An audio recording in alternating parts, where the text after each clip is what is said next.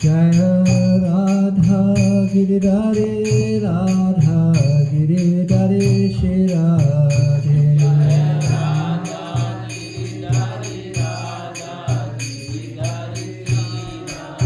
Jaya Radha Giridhare Radha Giridhare Shri Radhe. Jaya Radha Giridhare Radha Giridhare Shri Radhe.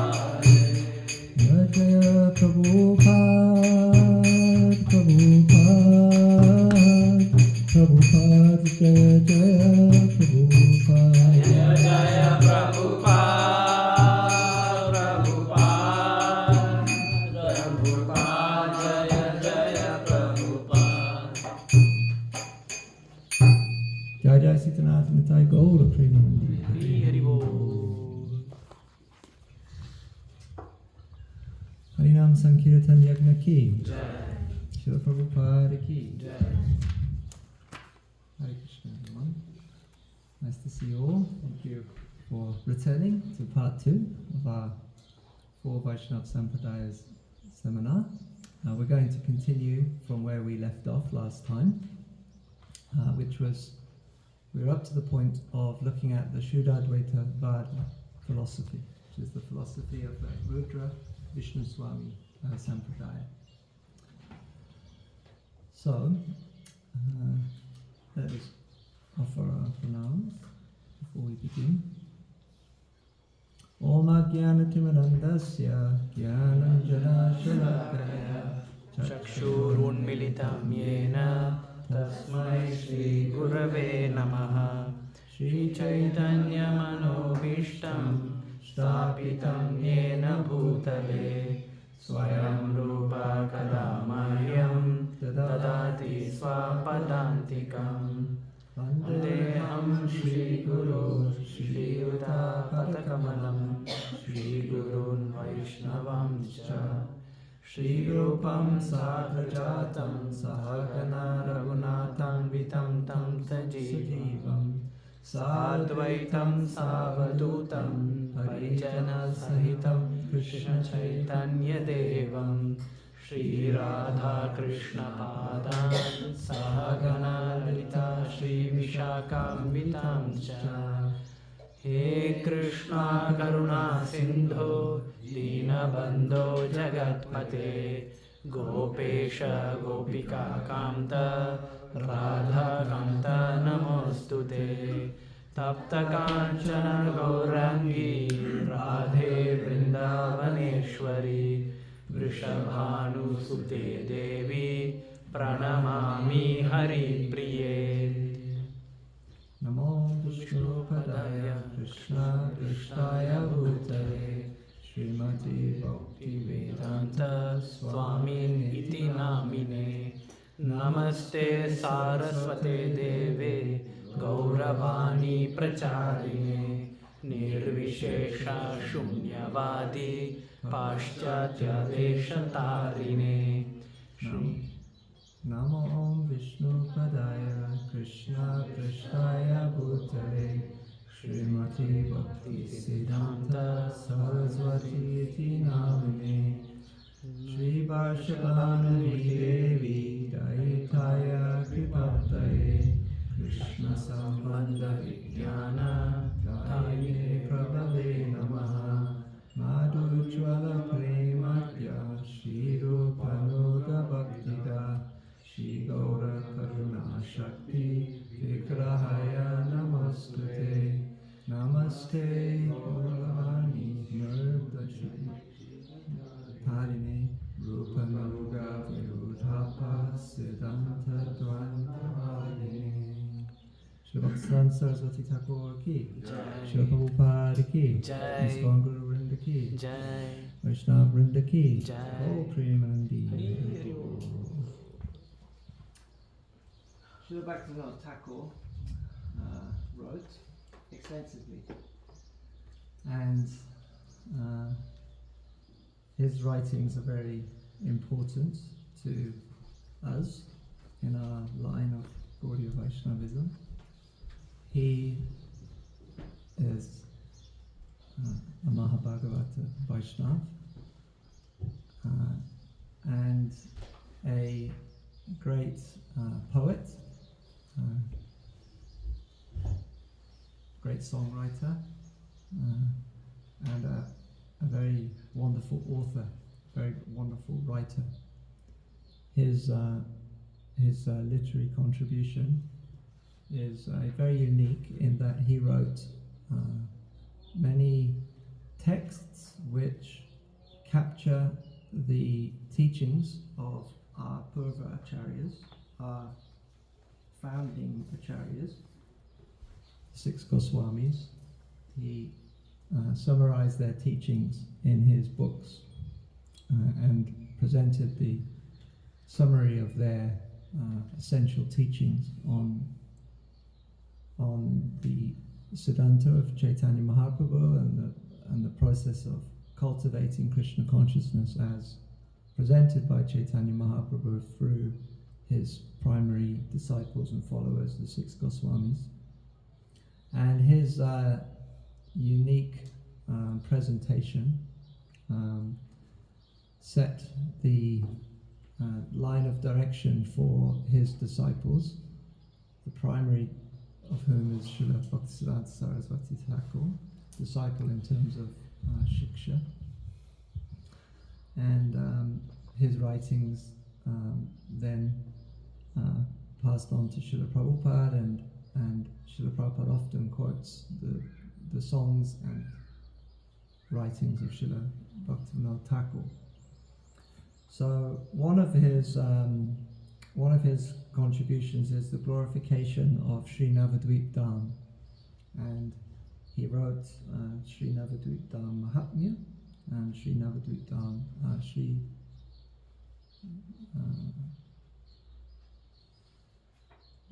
Bhava, I forget the name of his other book about Navadvip.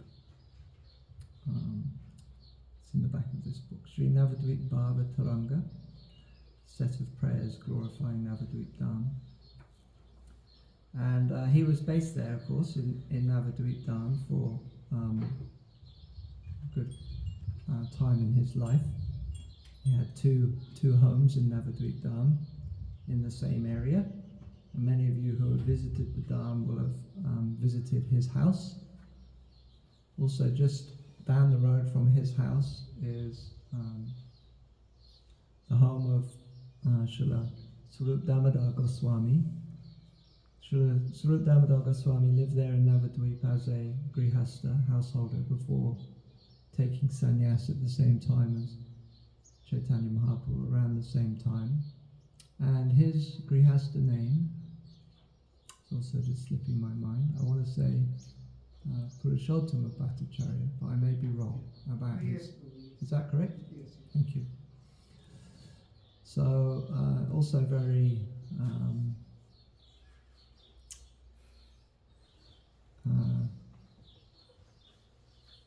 telling of Srila Bhaktivinoda Thakur's role in the Gaudiya Vaishnava Sampradaya, because Chaitanya Mahaprabhu would say about Swarup Damodar Goswami that these Gaudiya Vaishnavas, they all belong to you.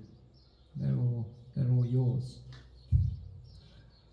So Swarup Damodar Goswami in Krishna Lila is Srimati Lalita Saki, and he and Sri Ramananda Roy would accompany Chaitanya Mahaprabhu in the confidential times of his pastimes, in the evening, at night, in the Gambhira in Jagannath Puri, and they would read to him sections of Bhagavatam, Krishna Katha, and Krishna Karanamrita, and other Vaishnava texts, Jayadev Goswami, and other Vaishnava authors too. They'd read to Chaitanya Mahaprabhu as service to support him in his absorption in service to Krishna, in the mood of Srimati Radharani. So Swarup Damodar and Ramananda Roy, they're the most intimate associate friends of Chaitanya Mahaprabhu, and Chaitanya Mahaprabhu's followers, they follow after them. So Sri Raghunath Das Goswami, Sri Rupa Goswami, they all follow Sri Swarup Damodar Goswami, Sri Ramananda Roy. So right next to where Bhaktivinoda Thakur lived, Swarup Damodar Goswami also lived. Bhaktivinoda Thakur also retired to Jagannath Puri, not far from where Swarup Damodar Goswami also lived as a sannyasi, associate of Chaitanya Mahaprabhu. So, Srila Bhaktivinoda Thakur's writings are very important and informative for us, particularly about Sri Navadvip Dham. So I'm just going to start today's class with a reading from Sri Navadvip Dham Mahatmya. Bhaktivinoda Thakur here is telling the story of how Sri Jiva Goswami visited Navadvip Dham and was taken on parikram by Sri Nityananda Prabhu, and they're telling of the different pastime places around Navadvip. And here they are in a place called Bilva Paksha. And at this place there is a narration that is related to one of the four Vaishnavacharyas, Nimbarka Swami, and we'll hear about him later in this seminar. But Chaitanya Mahaprabhu is quoted here as speaking to Nimbarkacharya, and he's telling him about what he's going to do in the future. So Chaitanya Mahaprabhu is describing his Sankirtan movement of the future to Nimbarka. So he says later, when I begin the Sankirtan movement, I myself will preach the essence of the four Vaishnava philosophies. From Madhvacharya, I will receive two essential items: his complete defeat of the Mayavad philosophy and his service to the deity of Krishna, accepting the deity as an eternal spiritual being. So that's two from Madhvacharya. Then he says, from Ramanuja, I will accept two great teachings: the concept of pure bhakti and service to the devotees. From Vishnu Swami's teachings, I will accept two main elements: the sentiment of exclusive dependence on Krishna and the path of Raga Bhakti. And from you, Nimbarka, I will receive two excellent principles: the necessity of taking shelter of Radha and the high esteem for the gopis' love for Krishna. So this is, as far as I know, the origin of this understanding that Chaitanya Mahaprabhu, that Chaitanya Mahaprabhu took two principles. Okay, so there's eight things in total, 4 sampradayas, 2 principles. Okay, let's see how we're going. So from Madhvacharya, that was the first. What were the 2? You can raise your hand. Prabhuji? Deity as eternal being. Yes, good. That's one. I want to share the nectar. See if anyone else is. So the second one from Madhvacharya. Defeat of Mayavadi philosophy. Yes, thank you. Good. So those are the 2 from Madhvacharya. Okay, who is next? It's Ramanujacharya. So Ramanujacharya. One of them's come straight to my mind, but I can't. So see. Anyone remember the 2 from Ramanuja? Taking shelter. Taking exclusive shelter. Except 2. No. We have. One is the service to the devotees. We have, and service to devotees, and the first one, Prabhu? Concept of pure bhakti. Yeah, the concept of pure bhakti. Okay, then next one is Vishnu Swami. From Vishnu Swami, what were the 2? Complete dependence on Krishna. Yes, so Prabhuji, that's where the complete dependence was. Yeah, complete dependence on Krishna. And the second point from Vishnu Swami, Matthew? Raga Yes, Raga Bhakti. That's right, the path of Raga Bhakti. Okay, and then we come to Nimbarka, and then there's two principles from Nimbarka. Anyone remember those two? Worship of Radha. Yes, that's one, worship of Radha, and second point, it's related. Gopis love is the highest. Yes, that's right. Thank you, Pooja. Yes. Yeah, the highest esteem. So we hold that the gopis' love for Krishna, we hold that in the highest esteem. We consider it the highest form of worship of Krishna. Okay. So, Sri Bhaktivinoda Thakur ki. Jai. So it's a nice introduction to our topic. All right. So today we're looking at, we're beginning by looking at the Shuddha Advaita Vad of Vishnu Swami. So, let's see. So we start by looking at the origins of Shuddha Advaita Vad. And again, this is based on the presentation of Srila Bhaktisiddhanta Saraswati Thakur in the life and teachings of the four Acharyas. So, Vishnu Swami, he's written a commentary on Vedanta Sutra, and his Vedanta Sutra commentary is the Sarvagya Bhasya.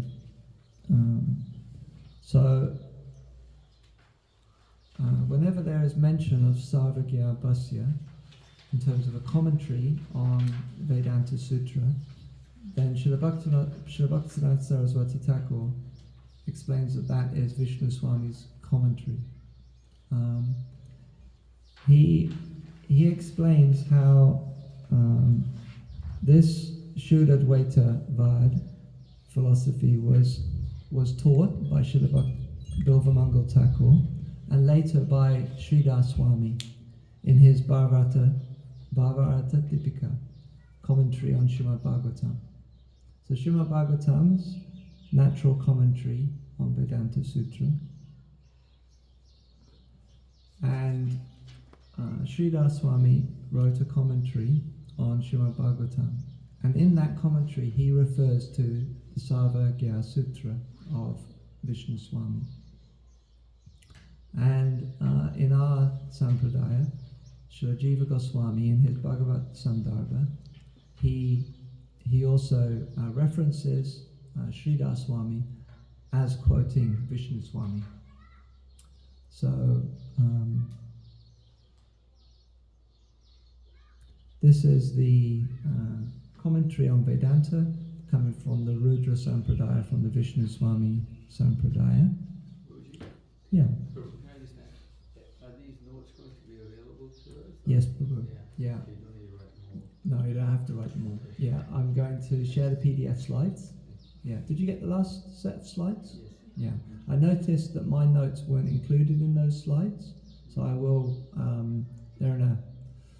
They're in the speaker notes, but I'll figure out how to extract those into just a regular document, and I'll share those as well. But I will. So Srila Krishnadas Kaviraj Goswami, in his Chaitanya Charitamrita, he also quotes Vishnu Swami. Prabhu, So yeah. sorry to interrupt. Are you able to share those slides now so we can? It's hard for us to read. So if you share it now, we can open it up on our phones. Is that possible to do that? It is possible. It would take me a couple of minutes. I just need to save it as a PDF and download it and then attach If it that's to the okay with group. everyone. I'll just talk to it, Sure. and then if there's any sort of queries or questions as we go, then and I was thinking that we'll take a little break, just a short break, in about half an hour, just to stand up and stretch our legs, because I noticed that last time quite a long time. We've got all the windows nice and open this time as well, but it's quite a long time to be sat down, and then we'll just sort of freshen up. So if when we do that, freshen up for 1 or 2 minutes, could I share it with you then? Sure. Thank you. Okay, so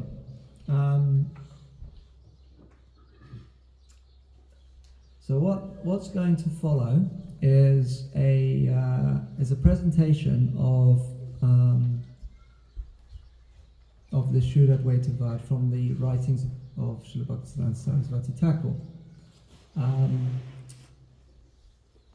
Now, so we've mentioned Bilvamangal, we've mentioned Sri Daswami. Now, Vallabharacharya, he wrote a commentary on Vedanta Sutra, which is called Anubhasya, which propounds his Srila Advaitavad. Now, Srila Bhaktisiddhanta Saraswati Thakur presents that this is said to differ somewhat from Sri Daswami Srila Advaitavad. Exactly how it differs in terms of point by point sort of comparison, he doesn't go into that in these essays, but that's his statement. So generally, the contemporary followers of Vallabharacharya, they all say that Srila Advaitavad presentation of Vedanta originates with Vallabharacharya. But Srila Bhaktisiddhanta Saraswati Thakur and also Srila Jiva Goswami, in referencing Sri Daswami, he says that there's a different origin. So that's why this section is called Origins of Srila Advaitavad, because we're presenting origin according to what we've heard from Srila Bhaktisiddhanta Saraswati Thakur. But when we look at the contemporary followers of Vallabharacharya, then they'll say that Srila Advaitavad originates with him. But we reference Srila Advaitavad prior to Vallabharacharya to Vishnu Swami, as does Sri Daswami, as mentioned by Jiva Goswami. So that's one point that Srila Bhaktisiddhanta Saraswati Thakur makes. So that is our understanding that we have there's kind of two forms of Srila Advaitavad.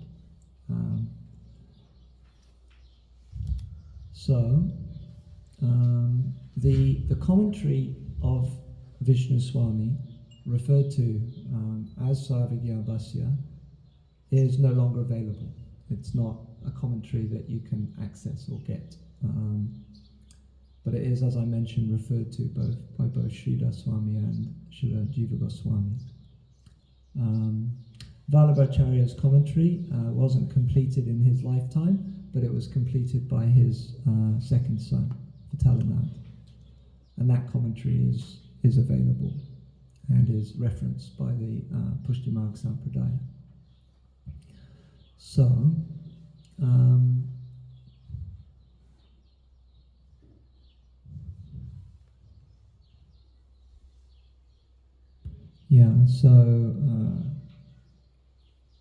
this is what Srila Bhaktisiddhanta Saraswati Thakur says. He says that although Sri Vallabharacharya had advertised himself as a member of the Sri Vishnu Swami Sampradaya, there are differences between his opinions and the Siddhanta preached by Sri Vishnu Swami. But quite what those differences are, we don't know. But there is an understanding that there are some differences. Okay, so Hare Krishna. So now we're going to have a look at some of the main kind of points of the Srila Advaitavad philosophy. So generally speaking, Srila Prabhupada would always translate Srila Advaitavad as purified oneness or pure oneness. Shuddha meaning pure, and Advaita meaning non-dual or not two. Dvaita, two, and Advaita, not two. So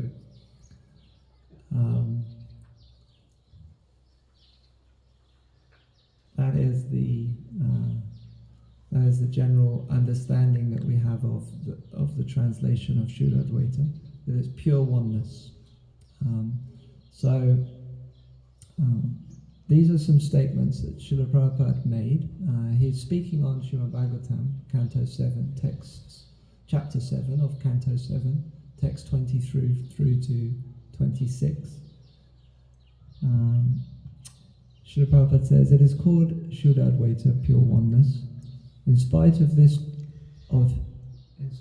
that being one, Krishna, he is manifest by his different varieties of energies. So,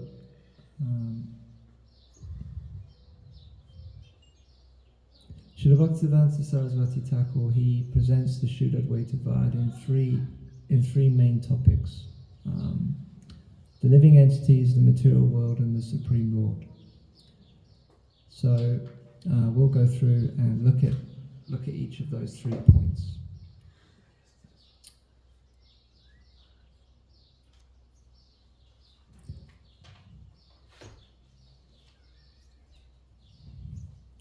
So, Srila Bhaktivedanta Saraswati Thakur, he presents various quotes from Shruti literature. So, you would have heard how in order for a sampradaya to establish a siddhanta, it has to have a presentation which is based on Vedanta Sutra, Upanishads, and Bhagavad Gita. So, the reference to the Shruti Shastra. So Vedic literature is often categorized into 2 main kind of categories. One category is Shruti and the other is Smriti. Shruti, Smriti, Puranadi, Pancharatrika, Vidin Vina. Kakantiki, Hare Bhakti, Uttatayeva Kalpati. Sri Rupa Goswami presents that if devotional service is not performed in line with Shastra, Shruti, Smriti, etc., then it causes a disturbance because it's not authorized. It has to be based on the teachings of Shastra. So Shruti literature refers to the 4 Vedas and Vedanta Sutra. So in order for for Siddhanta to be established, it has to be based on the statements of Shruti. So that's the primary, in the Vedanta school of philosophy, the Shastra Pramana, the evidence from scripture, is the main source of evidence, above any other source of evidence.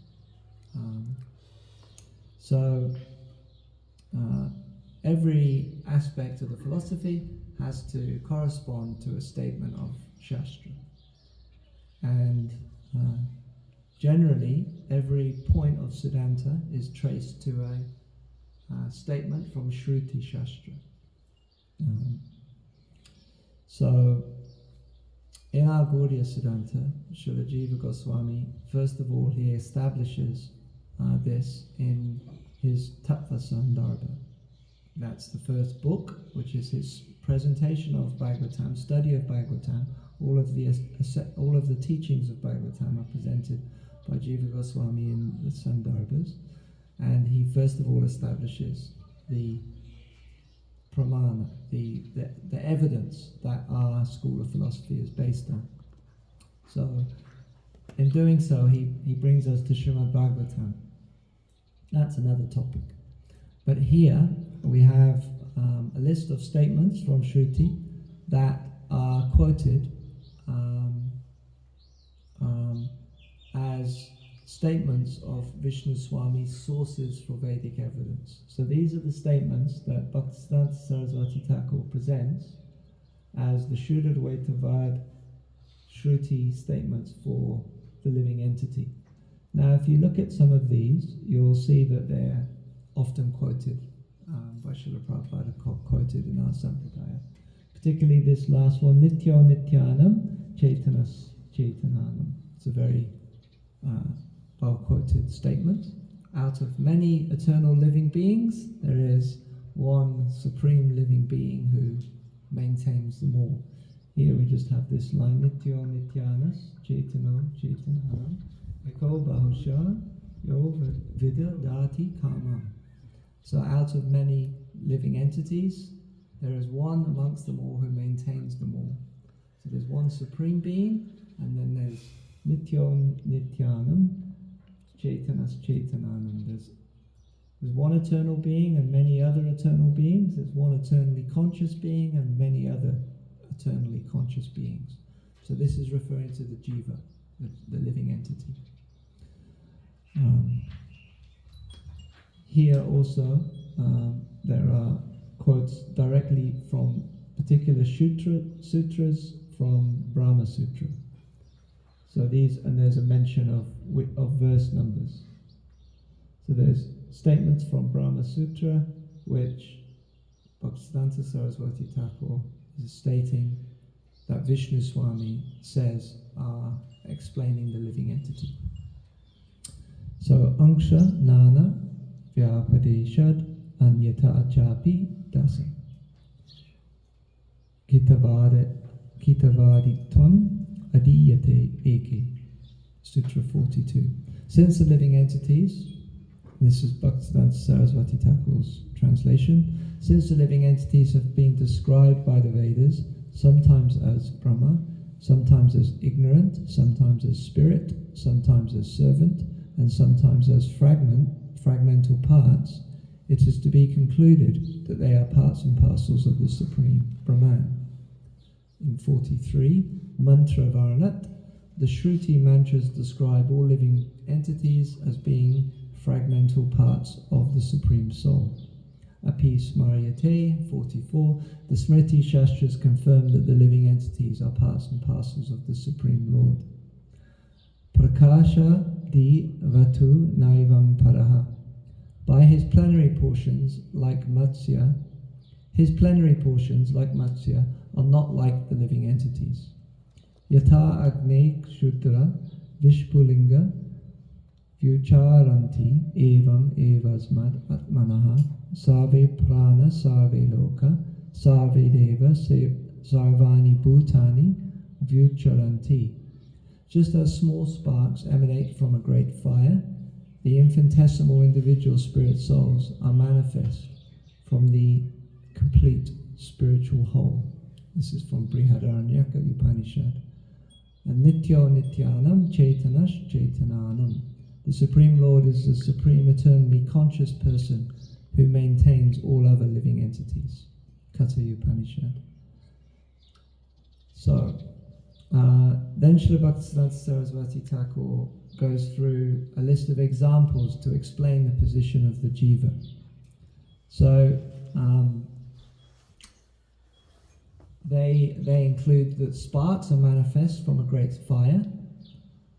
Sun is fire, a spark is also fire, but there is a gulf of difference between the two. So this is a common example to describe the difference between the Lord and the individual living beings.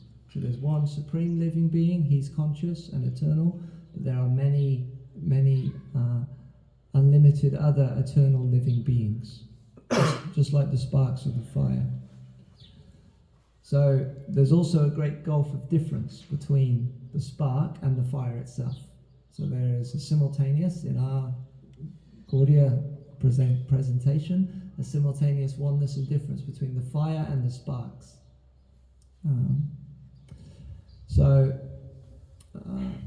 Bhaktisiddhanta Saraswati Thakur makes this point that distress caused by cold can only be put out by the great fire, not by the spark. So he makes the point that cold is the cause of distress, and a spark cannot put out cold. So the living being's distress cannot be put out by another living being. It can only be put out by the Supreme Lord. So this is one of the differences between the Lord and the living entity. And this is where the idea is that the living entity is one with the Supreme Brahman in quality, but the Supreme Brahman is the complete whole. The minute living entities are parts and parcels of the complete whole, and not the complete whole themselves. So, in of themselves, they're not complete. They're just a small spark, a small part of the complete whole. So these are the teachings of Vishnu Swami on the living entity.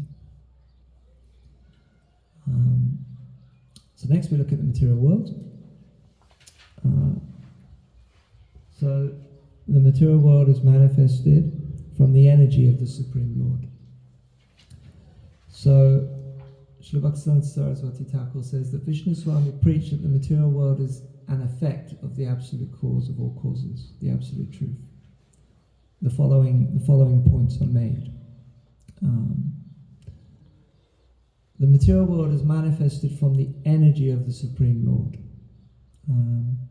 It is an effect of the original cause of all causes, the Supreme Brahman. Because the cause, the Supreme Brahman, is eternal and factual, the effect, the material world, is also eternal and factual. It is not an illusion.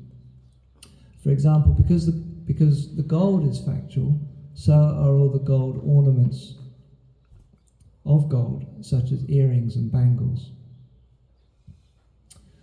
So these are common examples that we hear Srila Prabhupada explaining in his purports. So that here we have the cause, the Supreme Brahman, being referred to as the gold, and then the effects, the ornaments, they're also gold because they're made from the cause, gold. So here we look at this point of vikara, transformation. So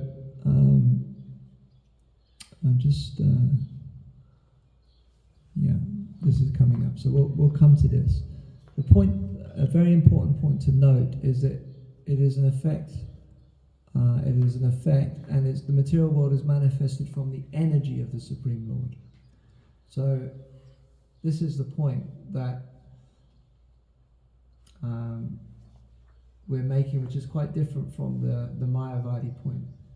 So Kashipriya, the Mayavadis, they've got a different point to us on this. Our point is that the material world manifests from Krishna's energy. So this is the point to note, that it's the material world that manifests from the energy of Krishna.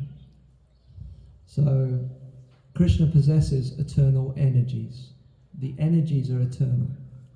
And it's from the eternal energy, Prakriti, that the material world manifests. So this transformation of energy is a type of transformation. But the Supreme Brahman himself, Bhagavan, Krishna, he doesn't transform. He doesn't transform at all. He just stays as he is, the Supreme Personality of Godhead, Bhagavan, enjoying Leela. But his energy is transforming. So it's energy that transforms. There's no transformation in him. He remains eternally as he is. So this is the point. So the Supreme Brahman is the immediate and ingredient cause of everything. His energies, the ingredient cause, transform to manifest the material world, whilst he personally remains the same as the immediate cause.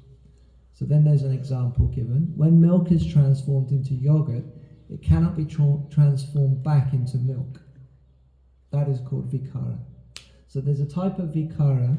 So vikara is So the reason that this is being mentioned, this term vikara, is because Shankaracharya's whole thing on Advaitavad is he has a philosophy and a concept which he terms vikara, and he calls it transformation of Brahman. It's just a transformation of Brahman.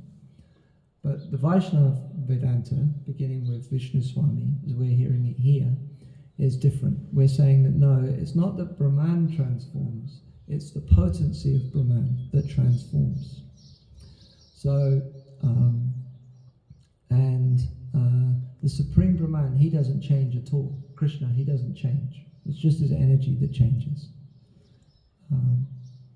So, total transformation is called vikara, where there's a total change of the substance. So, milk is turned into yogurt, you can't turn it back, it's transformed. You can't do that, you can't change it back.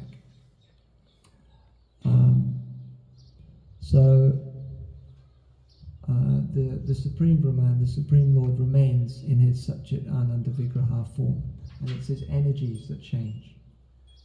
So there's no transformation of Krishna himself. Can I just ask a question? Yeah. So what happens when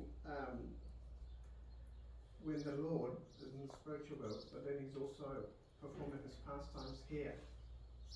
Obviously it's still the same Lord, Yeah. but there's no transformation of spiritual energy there? So Krishna is Advaitam Achyutam Anadim Ananta Rupam. He has got unlimited manifestations, unlimited forms, and he's performing leelas in those Advaitam Achyutam Anadim Ananta Rupam, in those Ananta Rup, in those unlimited forms. So he's performing those leelas in various dhams, or manifestations of the dham, which are also manifestations of his energy, in unlimited planes. So throughout all of the different material creations, throughout all of the Vaikuntha lokas, throughout all of the manifestations of Goloka. So that's all going on, and those forms are all eternal. They're all eternal forms of Krishna.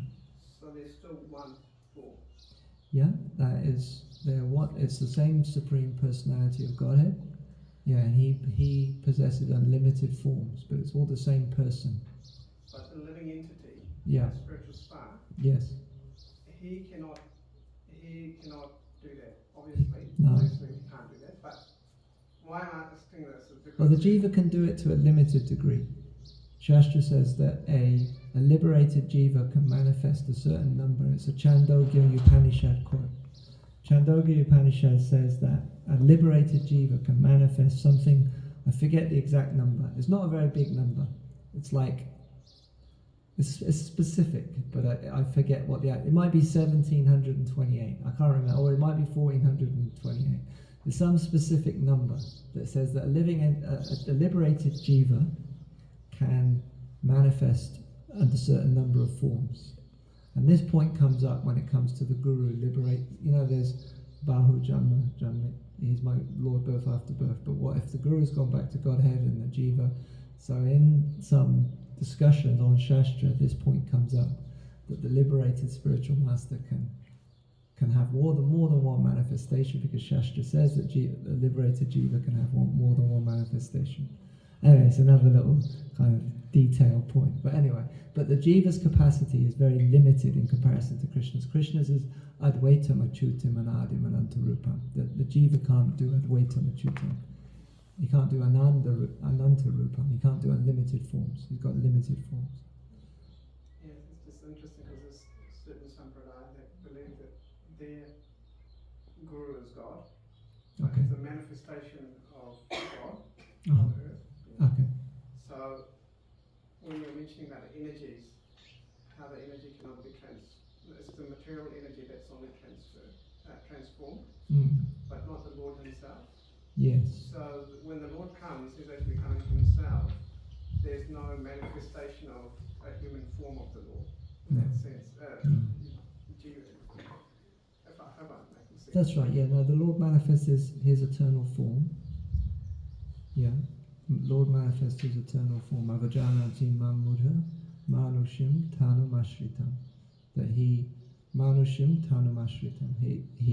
The fools do not understand that when I appear in human society, manushim tanum means body, manushim tanum, he's manifesting avajanati mamudha manushim tanumashritah. This is Bhagavad Gita, 9th chapter, texts 11. Krishna is explaining that he displays his human form, but it's not his form. Has nothing to do with prakriti. It's nothing to do with the manifested from the modes of material nature. It's his Satchit Ananda Vigraha. Yeah. So he doesn't manifest a material form. He manifests a spiritual form. So we on 4.5 also about this audio Shama Prayatma Bhutana Vishnu Vishnu. Yes. So within Shambhav and Atmamaya. So Amaya. that means by his own internal energy comes. He's not asked by material energy. That's right. Yeah, so he manifests his own abode, his own associates, everything from his own self. This little point comes to mind. I Yes, seem to remember in Bhagavad Gita, it says human-like form. Human-like, Prabhupada. That word is really important because if it says human form, you obviously can see that it's a human form, human-like. Yeah, that's right. That's Srila Prabhupada's perfect presentation, so that the transcendental viewpoint is always maintained. Yeah. Otherwise, someone will just come along and say Manushim Tanam Ashritam. It means Manushim means man, a human. Tanu means body, so therefore he's got a human body. Ashrita, he's taking share of human body. But that's why non-transcendental realized personalities shouldn't meddle with Bhagavad Gita, because they can misrepresent it. Yeah, thank you, Prabhu. Human-like. Yeah, small word, big difference. Prabhuji, I had a question. You know how you mentioned the Supreme Lord doesn't change, but his energy changes? Yes. Could you elaborate more on that? His Yeah. energy, which... Yeah, so Krishna possesses a Shakti called Prakriti, material nature. So it's that Shakti, Prakriti, which is transforming and manifesting the material world. That's his Shakti, he's the Shaktiman, he's the possessor of the Shakti. But his Shakti is transforming, he is not. Is it on different yugas it's changing, or...? So when Krishna manifests, so the material energy is an eternal potency of Krishna, he's eternally there. So it's eternally with him, it's always with him. It's never, so Prakriti, material nature, is eternal as a Shakti of Krishna, but it has states of manifestation. And those states of manifestation are the transformations of its energy, are its transformations.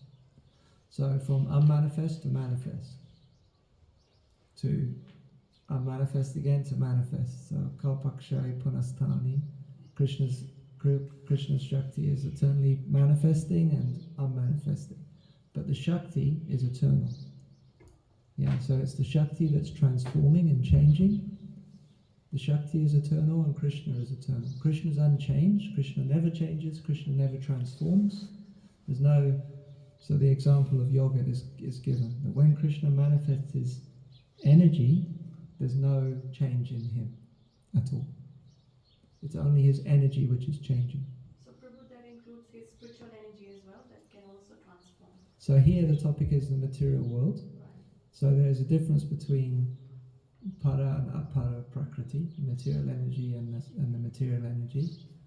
So what was your question? Does this include the spiritual energy as well? Does the spiritual energy transform? Yeah. Just like material energy. It transforms, but it's different. Yeah, the effect. So in the material energy, prakriti, then the transformation is due to the modes of material nature and the desires of the living entity being facilitated by the Lord. Whereas in the spiritual energy, the energy is spiritual energy, which also has three divisions: Samvit, Sandini, and Ladini. They are also transforming, but to facilitate the unlimited pastimes of Krishna. And all of the objects of the spiritual world are eternal. They are eternally manifest. They are something which is sat, exists in all three phases of time: past, present, and future. So there is also in the Leela of Krishna, there is unlimited transformation of energy happening, but the effect is the pleasure of Krishna and the increase of Krishna's transcendental pleasure. The transformation of the material energy, the effect for the living entity, for the conditioned soul, is suffering. Yeah. And it's done to facilitate the desires of the conditioned soul, whereas the spiritual energy is transforming to facilitate the desires of the liberated soul. Krishna's only business is love. Everything he does is love, and everything he does is out of love for his dear associates. In the material world, as Paramatma, he is removed from the interactions with the living entities in their conditioned state. I'm looking for a verse in Bhagavad Gita. Samasaveshu bhuteshu. Samasaveshu. So Krishna's interaction with the living entities, the conditioned jivas in the material world, is samasaveshu bhuteshu. He's sama. He's completely equal to all. He doesn't get personally involved. Samasaveshu bhuteshu mad bhaktin labhate param. But for my devotee, I get involved. Mad bhaktin labhate param. But for the non-devotee, for the conditioned soul, Nityabada jivas, Krishna's totally detached. He's not involved. It's just reciprocation with their desires is all done through prakriti. And the end result is, samsara, chakra, mrityu, samsara, vartmani. But in the spiritual world, Krishna is reciprocating with the desires of his Shaktis, his eternal associates. Most of his eternal associates are Shakti Tattva. And then jivas who are liberated are also, there's Nitya Mukta jivas who are eternally present in the spiritual world. Now we're getting into living entities, so it's another topic. But the transformation is also there, but it's for a different purpose, and it is Antaranga Shakti, not Bahiranga Shakti. Yeah. Can I ask, you mentioned about Vaisnava philosophy, which is different from Mayavadi philosophy. You did mention that this is different in terms of transformation. Yes. What it is that Mayavadis are thinking, or Mayavadi philosophies have, that is it the merging transformation? It's good. So there's the topic of Mayavad philosophy is actually a big topic, and the Advaita and Vedanta tradition is old, comes from Shankaracharya 2000 plus years ago, and there are various schools of Shankaracharya, and they've got a very developed and elaborate presentation of their philosophy, and it's very they have very erudite scholars of Sanskrit language and grammar, and they present their philosophy on the grounds of Vedanta Sutra in a very scholarly way. So we often, are the Mayavadis, but their actual tradition and school of philosophy is very developed and established. So if we were to actually meet a learned, trained Advaita Vedanta philosopher, they definitely give us a very good run for our money. But in the actual philosophy, when we get to the actual philosophy, aside from the language and the grammatical kind of analysis, when we get to the actual philosophy, then, in our sampradaya we have great scholars who have very, very elaborately and soundly defeated Mayavad views based on our Shastra, such as Baladev Vidyabhushan, Jiva Goswami, and our Vaishnava acharyas, Madhvacharya, Ramanujacharya, etc., who we're hearing from. They also defeated the Mayavadi view very soundly. It has different aspects to it. Essentially, that is the idea that there is such a thing as it's not really something we can just sum up shortly in a few. There's various aspects to the whole philosophy. In Baladev Vidyabhushan, he does 21 arguments against Mayavad philosophy, and he kind of unpacks Advaitin views across 21 different arguments, and that is a very good, comprehensive study of it. Have you read Chaitanya Charitamrita? Yeah, so Adi Leela, chapter 7, Srila Prabhupada's purports to Adi Leela, chapter 7.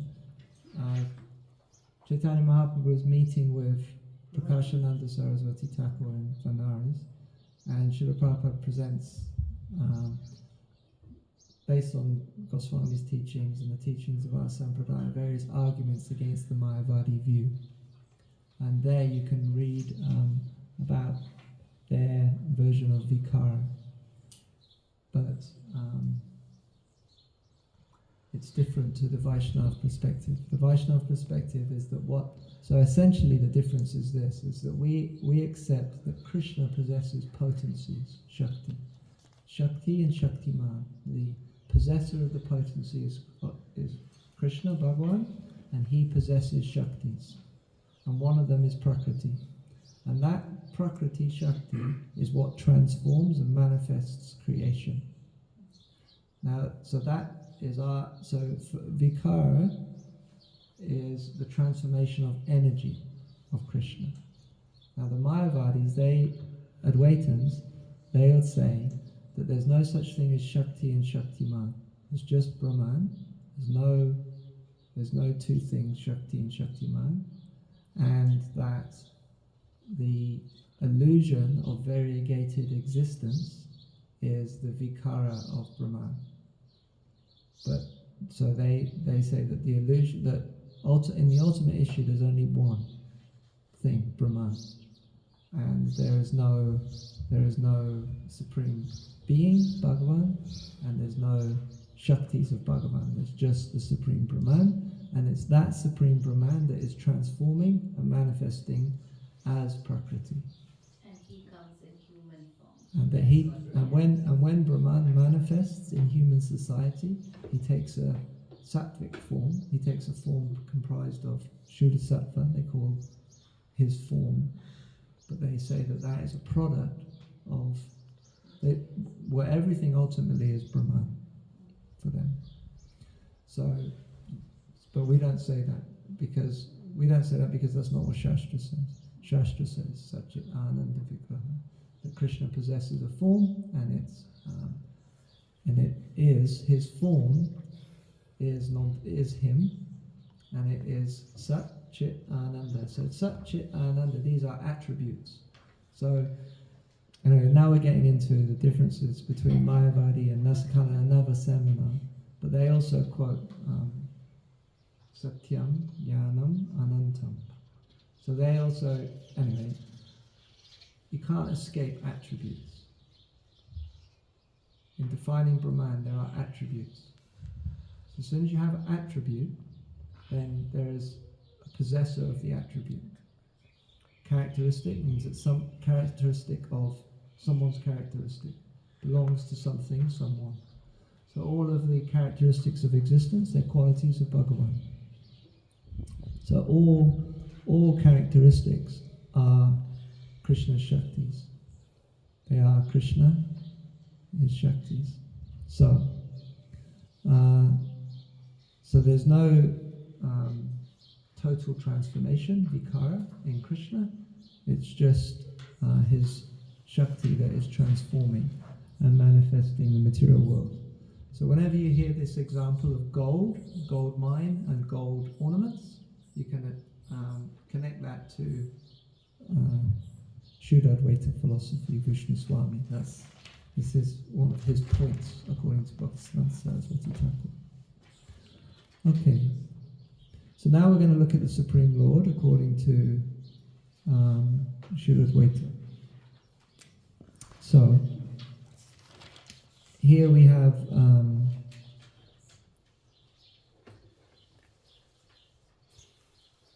the Supreme Lord is eternally liberated. He never becomes materially designated.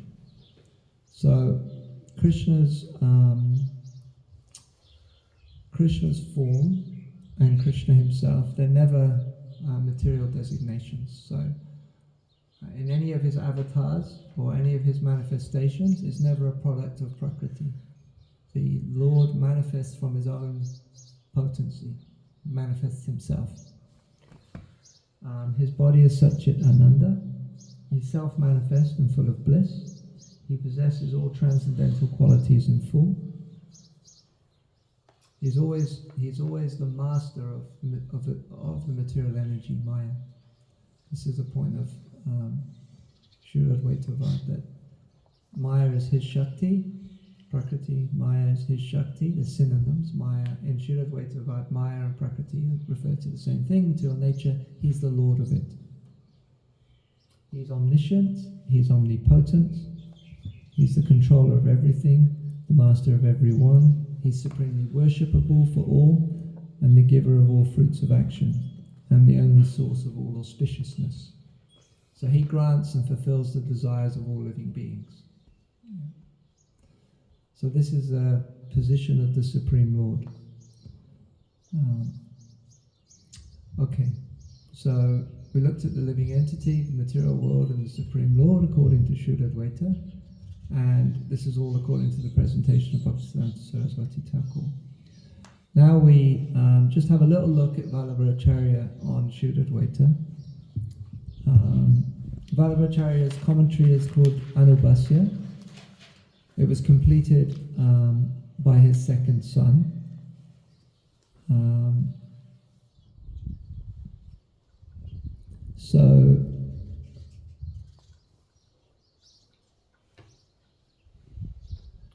So in some places he is referred to as a revivalist of Shuddhadvaitavad. But generally the followers of Vallabhacharya today, Pushtimarg Sampradaya, they'll say that Shuddhadvaitavad originates with Vallabhacharya. We have a slightly different view.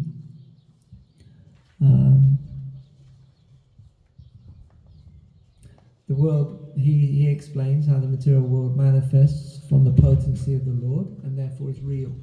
So this point is that because Krishna's Shakti is Krishna's Shakti, Krishna is real, therefore his Shakti is real. Therefore the material world is real, it's not an illusion. It's not Maya. It's not Maya in the sense that it doesn't exist. The Mayavadis, they'll say that the Prakriti is actually Maya. It doesn't even exist really. It's just an illusion. But we say, and Vallabhacharya, he says, that the material world is real because it's Krishna's energy. It comes from Krishna. Krishna is real, therefore his energy is also real. It's real, but it's temporary. Everything in the material world is real, but it's just temporary. It's based on the real form of which is manifest in the spiritual world. So we'll come to this idea about shadow and substance. The real form of all things exists in the spiritual reality, and it is the shadow manifestation of those forms that exist in the material world. So,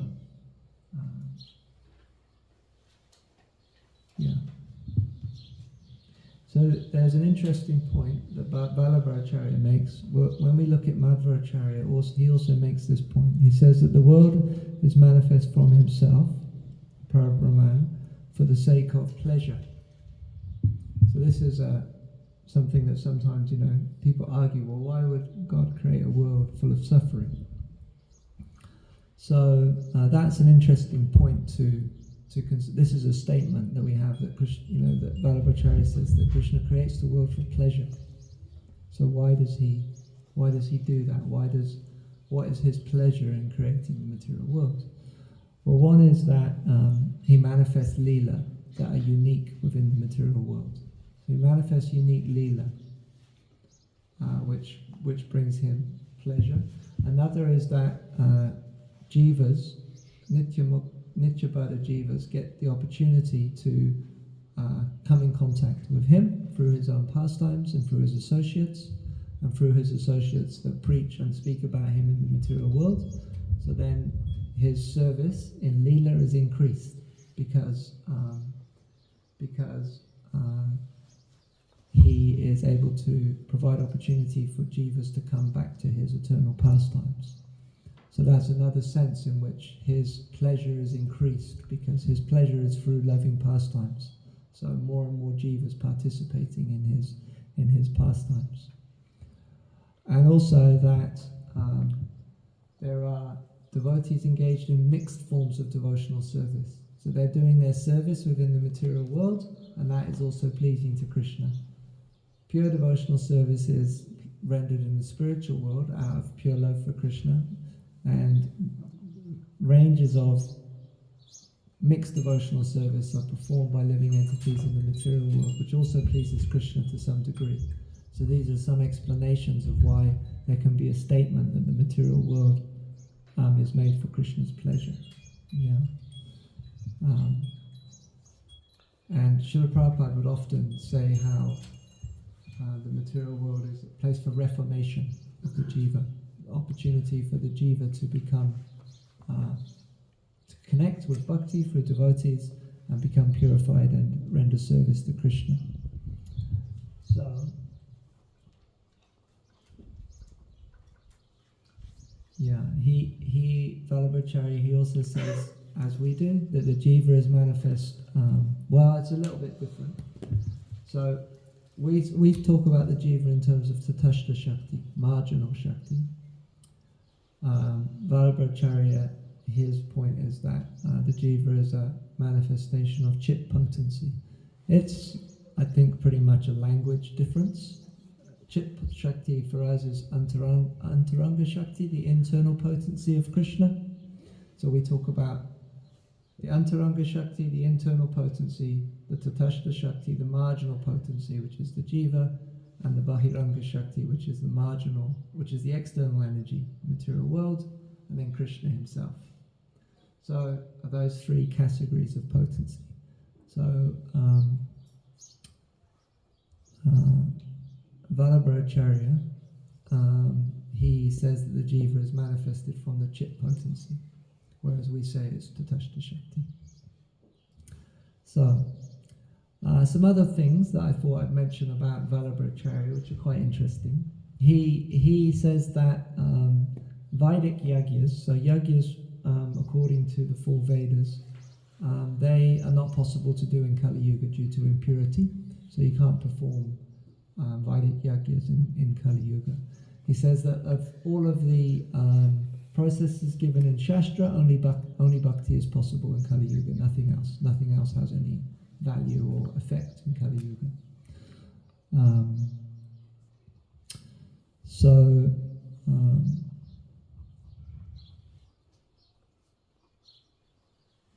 These are just a few very high level points. There's many things, and with different traditions, different acharyas, they have slightly different points of emphasis, but we should, well, first of all, the point is that we eat from our own table. So when you're in a family, you're served by your parents, they provide your meal, you eat at your own table.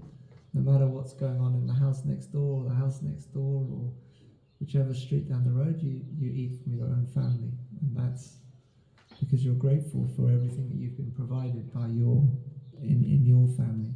So from that position of gratitude, we are grateful to everything that Srila Prabhupada has given us in our tradition. We can also, from that place of gratitude and appreciation, respect views of other acharyas and other teachers, although they may be a little different from ours.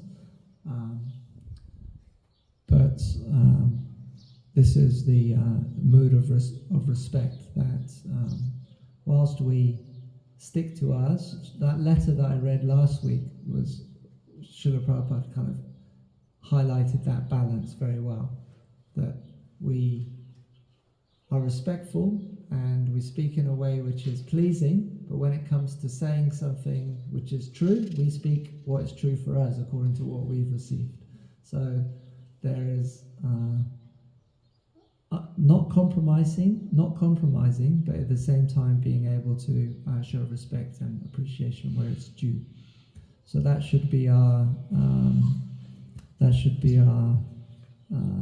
attitude towards these variances of details around Vaishnava Siddhanta,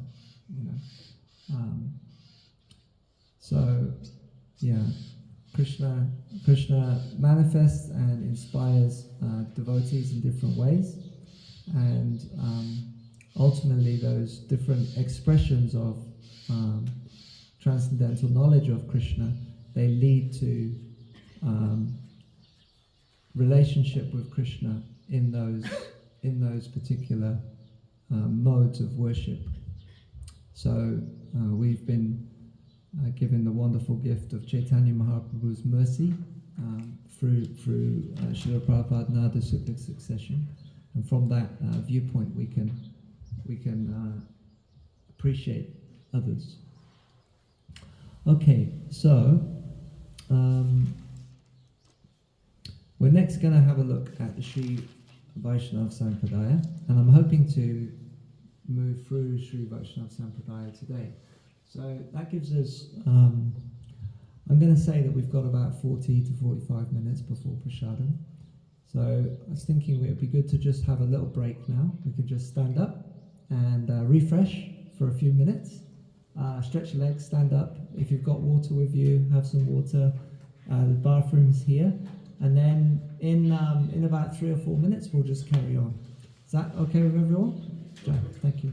Srila Prabhupada ki jai. We're ready to restart. We'll just say a prayer to refocus. Om Sahana Bhavatu Sahano Bhanaktu Sahaviryam Karavavahai Tejasvinavaditamastu ma vidvishavahai. Om Shanti Shanti Shanti. Okay.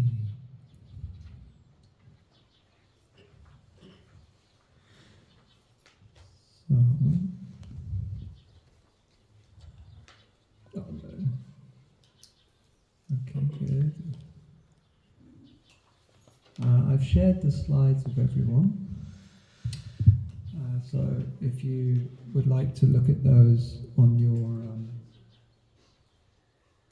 device. Now I'm just trying to find my nice way.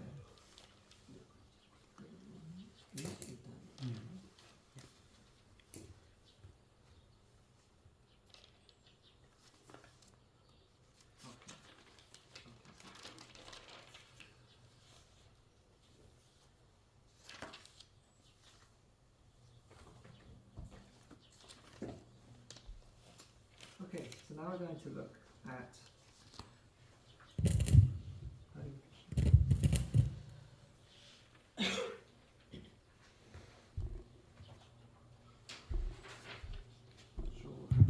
oh no, it's still there. Went off for a moment but came back, I think. Okay, so Sri Sampradaya, Sripad Ramanujacharya. We're going to look at Sri Vaishnavism. Some of the founding acharyas of the Sri Vaishnava Sampradaya, and then the Vishishtadvaita philosophy. So we'll begin with a brief summary overview of the Sri Sampradaya history as presented by Srila Bhaktisiddhanta Saraswati Thakur. So Sri Lakshmi Devi, the consort of Lord Narayan, is the divine source of the Sri Vaishnava Sampradaya.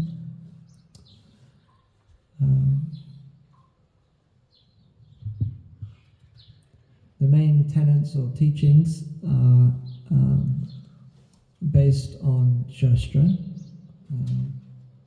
Veda, Pancharatra, and then the writings of the Alvars, which are based on Vedic texts, and they're known as Divya Prabandhas. So prior to Ramanujacharya, there's a great Vaishnava saint, Nata Muni, of the 10th century, and he's considered the founder of Sri Vaishnava Sampradaya.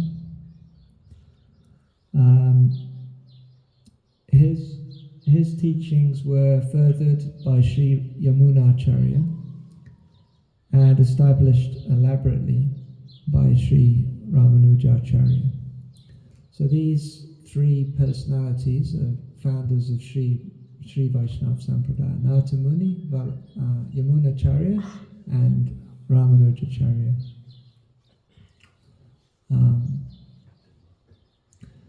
The 12 alvars who the Divya Prabandham texts come from, they are also avatars of the Lord and His potencies. So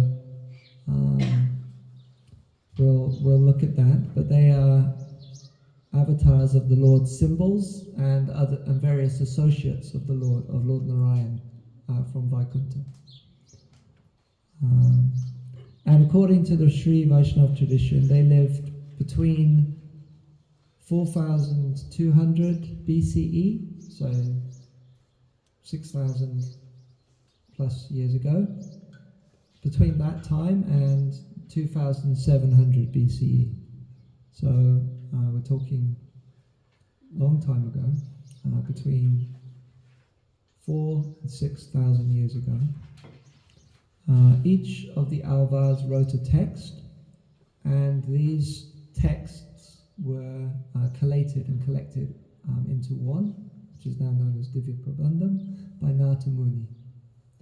So Nata Muni, he kind of gathered those texts of the alvars,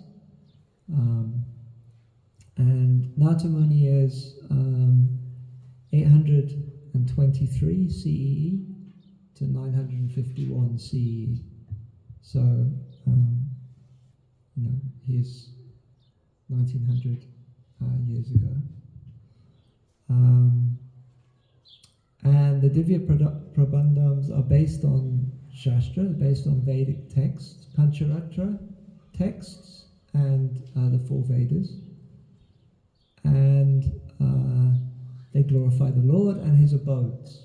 And they talk about, I haven't read them, these are the statements of Srila Bhaktisiddhanta Saraswati Thakur.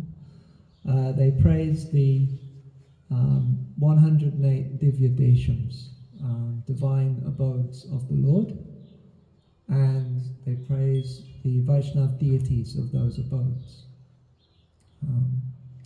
So their object of worship essentially is Lord Narayan, and there is an Aishwarya mood of worship towards Lord Narayan. So Nata Muni is founding father of the Sri Vaishnava Sampradaya in this sense, in that he collated and brought together these texts of the alvars as the Divya Prabandha.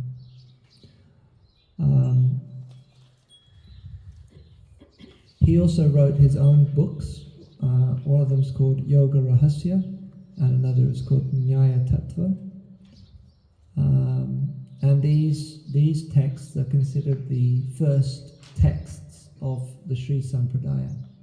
So they reference the alvars as Shastra, the Divya Prabandham as Shastra, just as we do other Vedic literature. But in terms of texts compiled by acharyas in their tradition, Nata Muni's texts are considered original texts. So the grandson of Nata Muni was the famous Yamunacharya, and he became the successor of Nata Muni and the prominent acharya in the Sri Vaishnava Sampradaya. And then his Siddhanta, his teachings, were further developed and compiled into a Siddhanta known as Vishishta Advaita by Ramanujacharya. So when we talk of the Vishishta Advaita Vedanta commentary, that's Ramanujacharya, but he's based it on the teachings that he received from Yamunacharya, who's based on the teachings received from Nata Muni. So these three acharyas, they're very highly revered in the Sri Vaishnava Sampradaya. They're known as Muni Trayam, the three great munis, the three great sages. And they are like something like a trinity of acharyas in their sampradaya. So these are just some little bit of history and some of the personalities. Now we'll have a little bit of a look into their philosophy and more of their writings. So this list here is a list of the Alvaras. So Nata Muni rediscovered and compiled these writings into the Divya Prabandham. And he also preached those writings in Tamil. So these dates are very hard to see. But apart from being hard to see, they are based on a traditional understanding of the dates. So this is from within the Sampradaya. This is how, from within the Sri Sampradaya, they currently date these personalities and their writings. Modern scholarship will have a different opinion, but this is from within the Sri Sampradaya.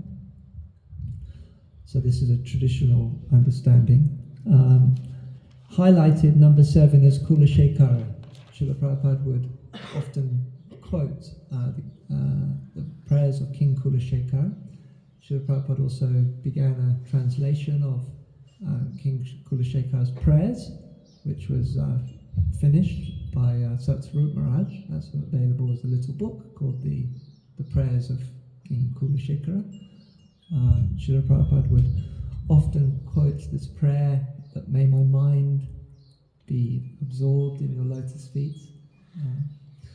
So he is one of the famous alvas that Srila Prabhupada would comment on, whose verses, whose prayers Srila Prabhupada would refer to.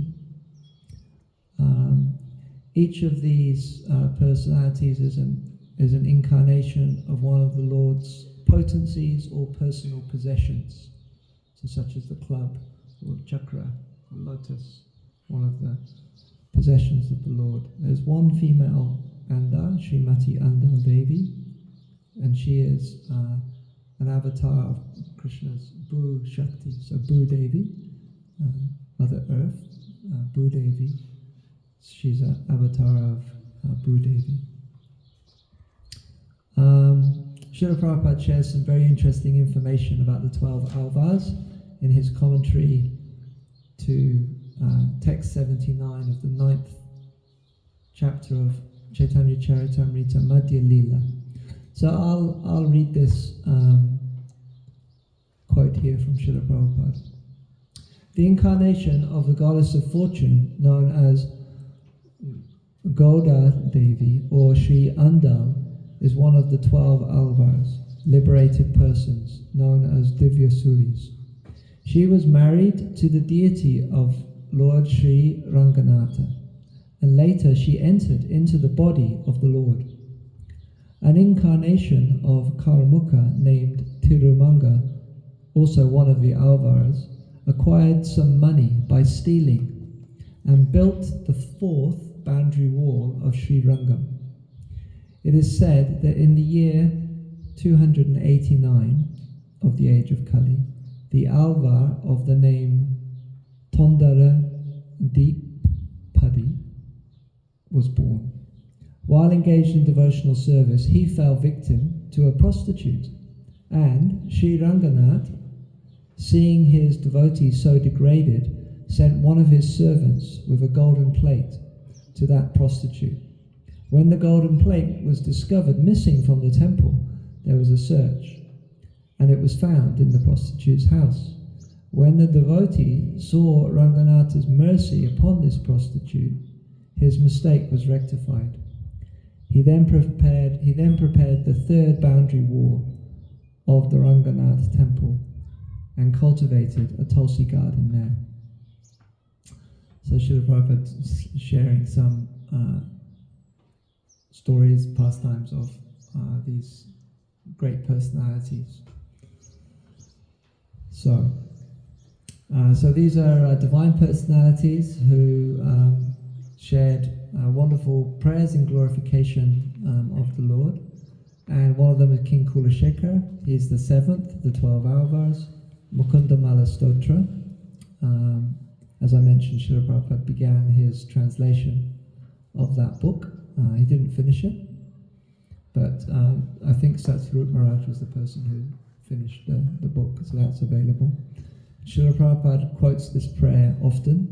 Naham vande tava charanayo dvandvam advandva heto kumbhipakam gurumapi hare narakam napya napanetum aramya rama mridu tanu lata nandane nabirirantam bhave bhave hridaya bhavane bhavayeyam bhavantam. My Lord, I do not worship you to be liberated from this material entanglement, nor do I wish to save myself from the hellish condition of material existence, nor do I ever pray for a beautiful wife to enjoy in a nice garden. I wish only that I may always be in full ecstasy with the pleasure of serving your Lordship. It's from Chaitanya Charitamrita, Adi Leela, chapter 6, text 42. And then Krishna Tvadiya Pada Pankaja Panjarantam Adyaiva me Vishatu Manasa Raja Hangsaha Prana Prayana Samaye Kappa Vata Pitai Kanto Varodana Vido Smaranam Kutaste.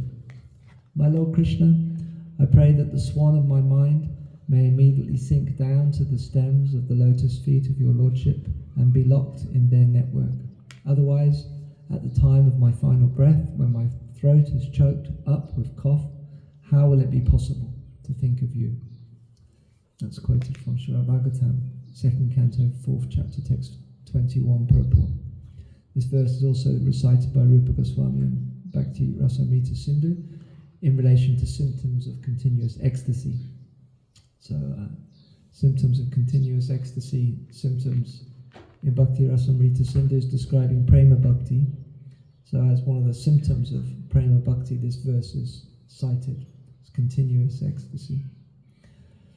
So these are some of the amazing personalities from the Sri Sampradaya.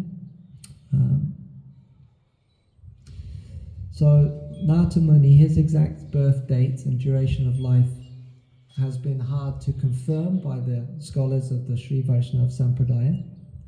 But as I mentioned, he collected and compiled the Divya Prabandham and introduced the regular recitation of the Divya Prabandham at Sri Rangam. So maybe some of you here have been to Sri Rangam and are familiar. You have South Indian origins, Prabhuji?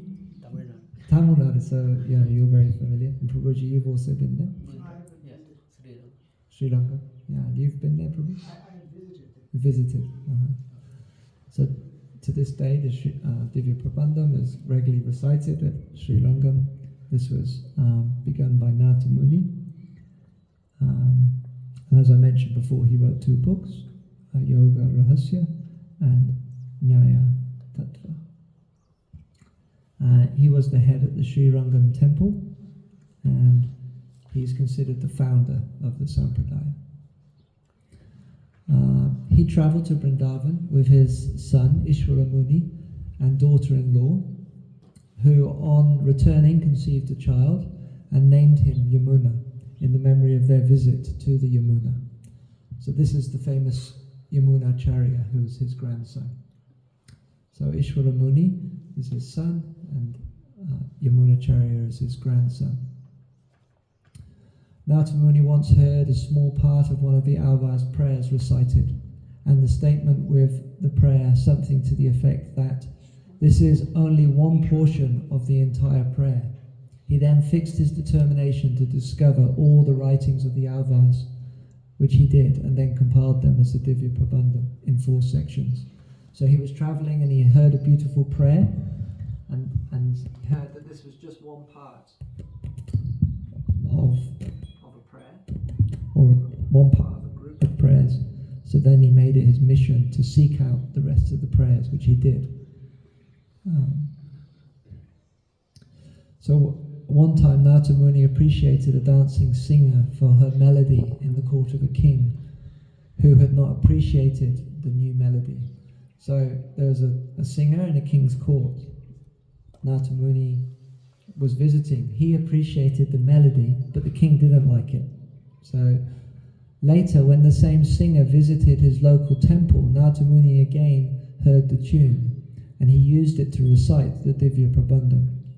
The same king later queried Narada Muni about the melody, and Narada Muni proved his superior musical understanding by having several kartals of different weights played at once, and discerned before the king which sound came from each corresponding weight of kartal. The king then accepted Narada Muni's appreciation of the melody. So there was a need to express that he had a good sense of music, and so he proved his good sense of music by being able to bring out the different sounds of the kartal. Okay, so his being the author of the two texts is known as they are quoted by other authors. His original writings are considered lost. Yeah, so Narada Muni's writings, those two texts are quoted by other authors in the sampradaya, but those original texts are lost. So this is very unfortunate but common. Like we hear also about how Swarup Damodar Goswami's own diary, which was referred to by Krishnadas Kaviraj in the writing of Chaitanya Charitamrita, is also lost. So in our own sampradaya, even over the last 500 years, important texts become lost. So that was a little bit about Narada Muni. So we have a little bit of understanding and appreciation of him. And then we have Sri Yamuna Acharya. So he is the head of the Sri Rangam temple. He appeared in 918 AD in the city of Madurai, South India, as the grandson of Narada Muni. As I mentioned, he was given his name in memory of Sri Yamuna, which his father and mother visited just prior to his being born.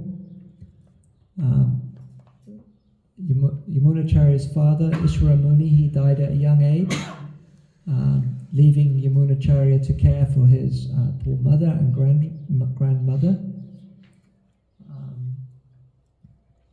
So his literary works survive, and they are the earliest writings of the sampradaya. So he, we'll come to that. He was a celebrated teacher of his. He was a celebrated student of his teacher, whose name was Bhashya Acharya, and he won a debate before a powerful king, the Pandya king, by creating a riddle with 3 irrefutable statements, which the king's Pandit couldn't refute. So yes, there was a debate in the court, and the king's Pandit Yamunacharya was entangled in a situation where he had to defeat the king's Pandit.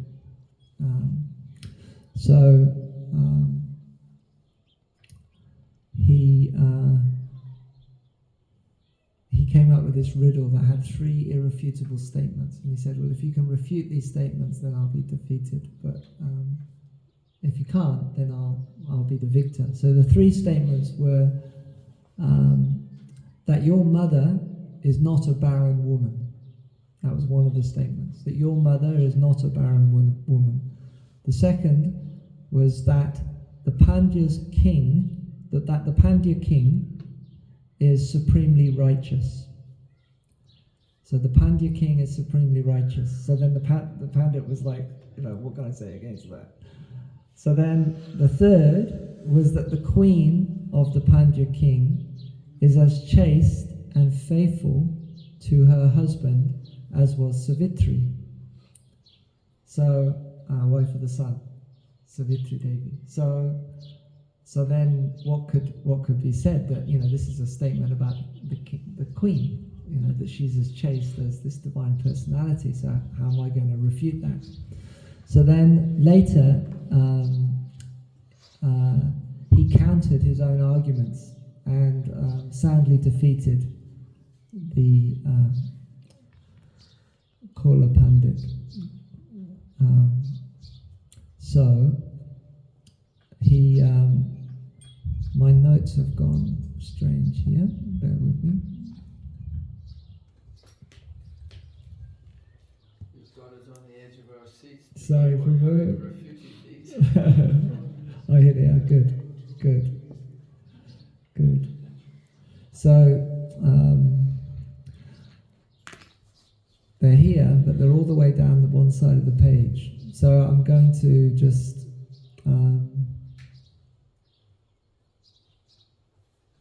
go from memory. Okay, so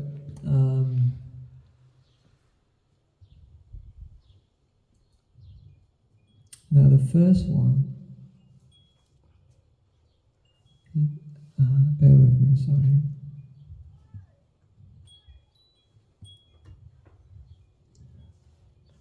I want to make sure I get it right.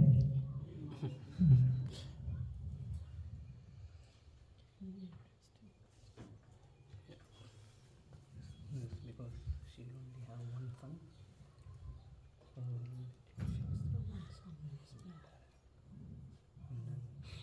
This one, all the sins of the people go to the king. So I can't find it, but I'm just going to go from memory. So now regarding the king, so one of them was about the king.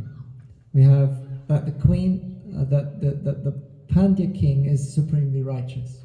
Now Shastra says that because the king takes on 1/6 portion of all of the sins of the citizens, so therefore the king can't be accepted as supremely righteous because there is some sinful reaction taken on by the king from the citizens. And then the queen of the Pandya king is as chaste and faithful to her husband as was Savitri. Now the personality Savitri is, this is where I need to look at my notes. I might have to come back to you on this, sorry.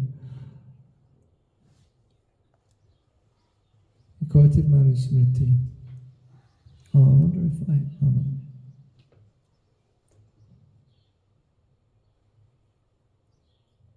Okay, good. All right. So the first one's that your mother is not a barren woman. The answer to that was that a woman who has only one child, is to be considered barren. According to Manusmriti, there's a statement in Manusmriti that if you've only got one child, you're considered barren. So that was because she only had one child. That was his refutation for that one. The second was, as I mentioned, that 1/6 of the religious acts of the subjects has to be borne by the king. So therefore 1/6 of the sinful deeds was also carried by the king. Now the next one is that the king is the representative of Agni. So because the king is the representative of the devatas, so he's the representative of Agni and Vayu and Surya and Chandra and Yama and Kuvera and Varuna and Indra. It gives a whole list of different devatas, divine personalities that the king is the representative of. Therefore, the queen is not just married to one person. The queen is also married to all 8 of these divine personalities in the form of the king. So therefore, she's not as chaste as Savitri, who has just the one husband. So this is his arguments based on Shastra. So the Pandit was defeated, and actually the Yamunacharya, the king was so impressed that he gifted him a large portion of his kingdom. Okay, so Yamunacharya is the author of the very much loved Vaishnava text known as Stotra Ratna, which is often quoted by Srila Prabhupada.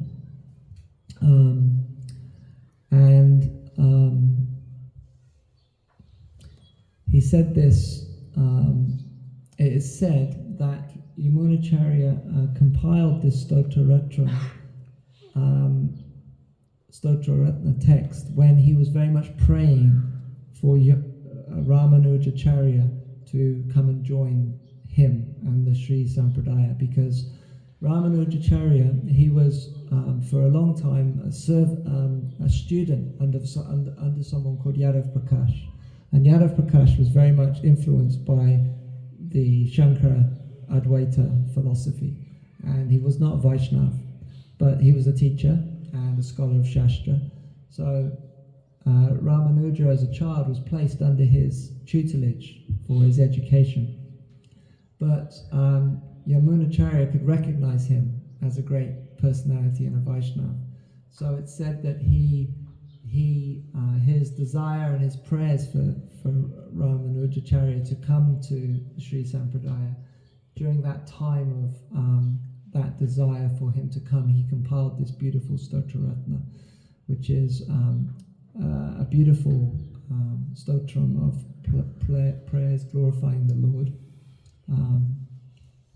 Srila Prabhupada would quote this book, and as do our Gaudiya Acharyas. So I have a list here of some of the verses which are quoted. It's quoted in Chaitanya Charitamrita in two places. It's quoted by Rupa Goswami in his compilation of prayers, Padyavali. And Srila Prabhupada quotes it in a number of places. One of the famous verses, I'll read the translation to it, is, "Since I've been engaged in the transcendental loving service of Krishna, realizing ever new pleasure in him, whenever I think of sex pleasure, I spit at the thought, and my lips curl with distaste." So this verse is quoted by Srila Prabhupada regularly to emphasize how the bliss of devotional service is far, far, far superior to that of material sense gratification. And if one is able to contact and develop devotional service, then one can overcome the desire for material pleasure.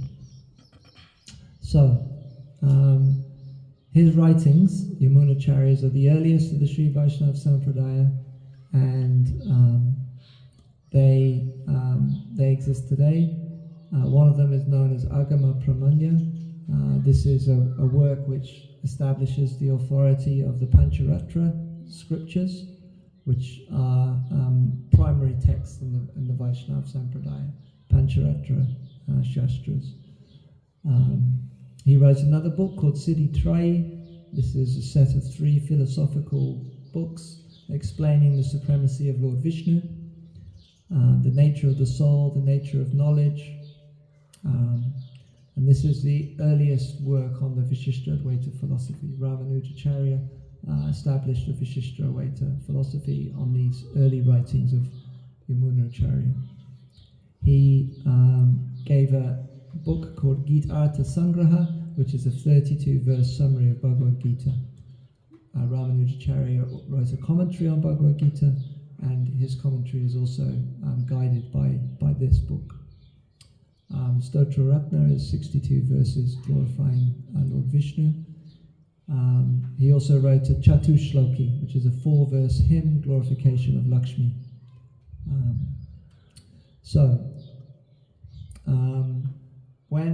When Yamunacharya was looking for a successor in the Sampradaya, he came across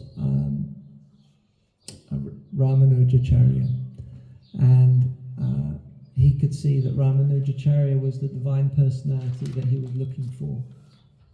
Ramanujacharya lived this time, 1017 to 1137 CE.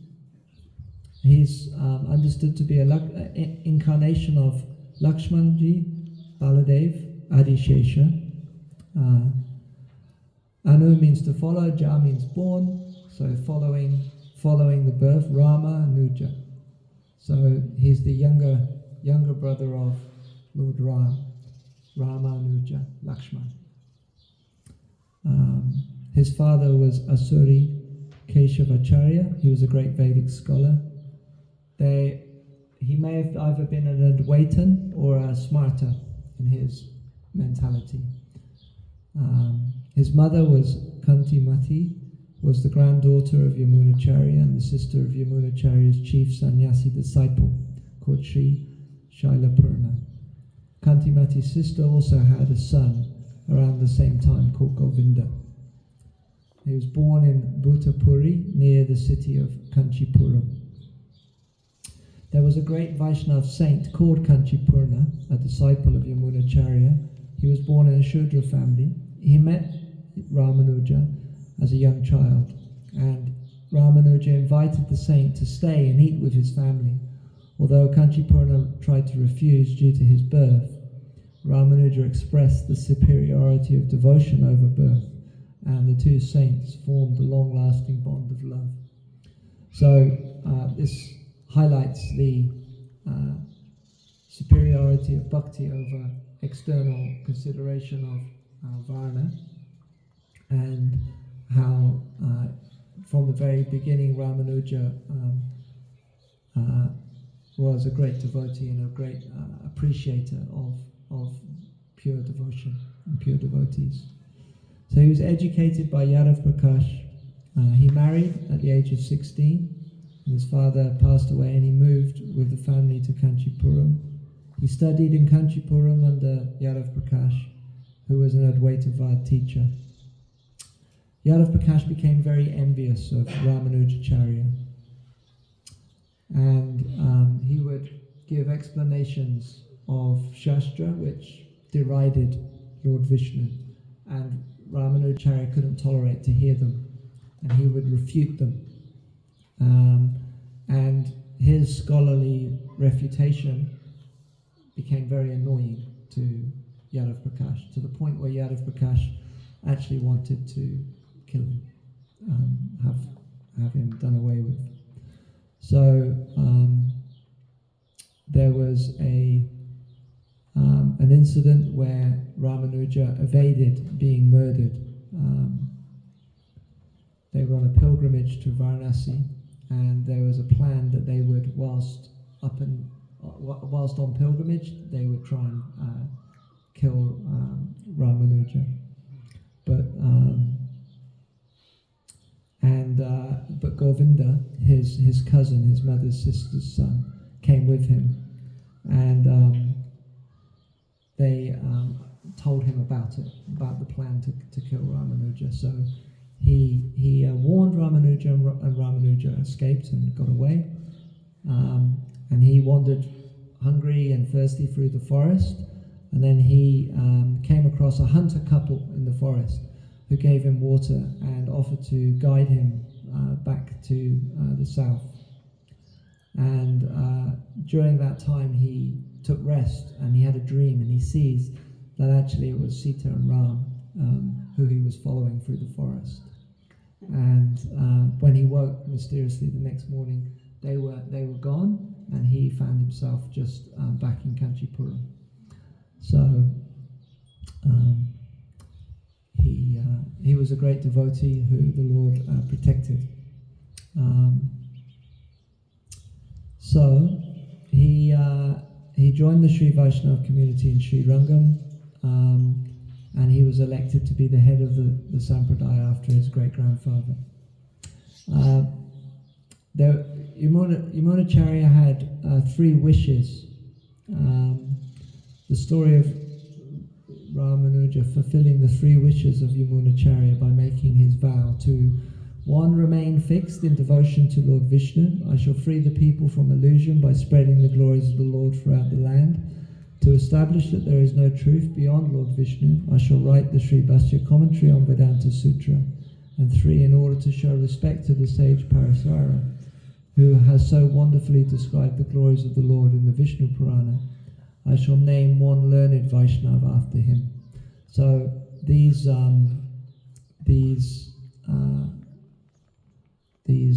vows were made to fulfill the 3 wishes of Yamunacharya. And by the arguments of Ramanujacharya and the presentation of Ramanujacharya, the impersonalist Advaitam philosophy was very firmly defeated.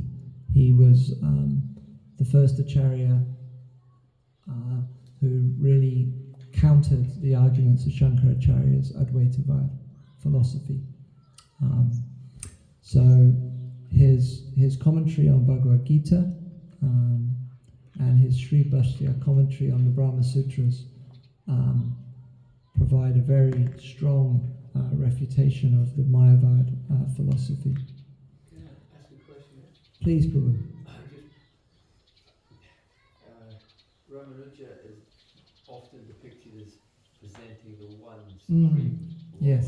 So I'm thinking before that, Yamunacharya was there, Yes. who also established the Lord Vishnu as the supreme. So I think you explained it pretty much. Is there any more explanation of why Ramanuja is accredited mainly with that idea of presenting the Supreme Lord above Mayavad? Because he was the one who wrote the actual commentary on the Vedanta Sutra, the Sri Bhastya. So prior to him, Yamunacharya's writings and teachings, they formed the viewpoint of Ramanuja. But it was Ramanujacharya who compiled the actual commentary on Vedanta, the Sri Bhastya. So in that sense, in terms of a Vedanta commentary, he was the person who presented that commentary on Vedanta and made the Vaisnava sampradayas, the Vaisnava philosophy of a contender in the Vedanta school to the Mayavads, to the Advaitams. Yeah.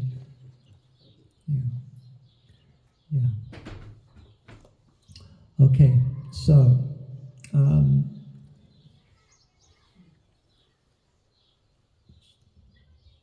these notes have come from a number of places. One of them was a book written by a person, V.S.R. Chakravarti.